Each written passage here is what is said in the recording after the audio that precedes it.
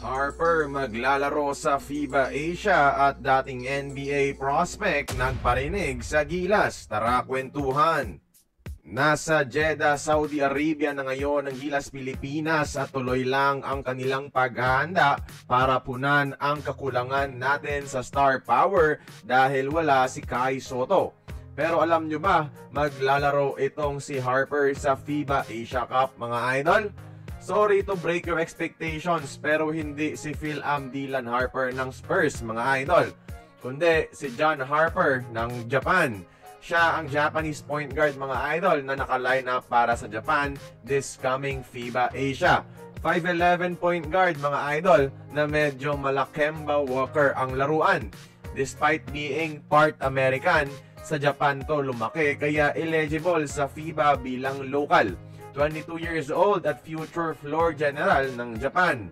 Habang sinusubukan ligawan ng Gilas ang Harper brothers sa US mga idol, si John Harper lang muna yung Harper na papanoorin natin sa FIBA at least for now kahit hindi Filipino.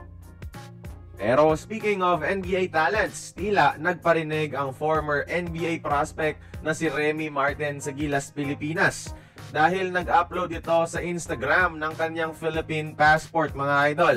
Matatandaang dati pang gustong maglaro ni Remy Martin sa Gilas pero hindi ito eligible bilang local sa FIBA kaya hindi kinukuha.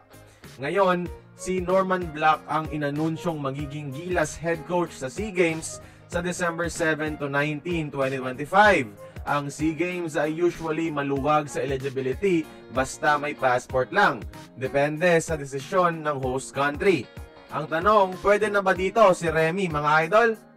Sorry pero hindi pa rin pwede bilang local dahil yung host country na Thailand nag-implement sa rules na susundin dito ang FIBA eligibility. Kaya the only way para makalaro si Remy Martin ay bilang naturalized pa rin. Pero teka, hindi naman magiging kalakasan ang kalaban natin sa SEA Games mga idol. And most likely hindi rin available mga PBA players dito, especially si Brownlee dahil wala rin si Team Cone.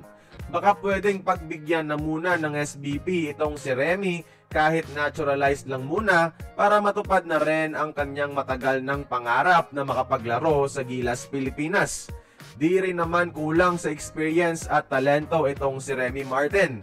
Nagiging import to sa iba't ibang bahagi ng mundo mga idol. At syempre para wala ring masabi ang mga haters na puro tayo imported. Let's win the SEA Games with an all-Filipino lineup with Remy Martin leading the team. Kaya kayo mga idol, kung papipiliin kayo kay Angelo Kwame at Remy Martin, sino ang gusto nyong kunin ng Gilas para sa SEA Games? Join the conversation, magkomento lamang sa ibaba.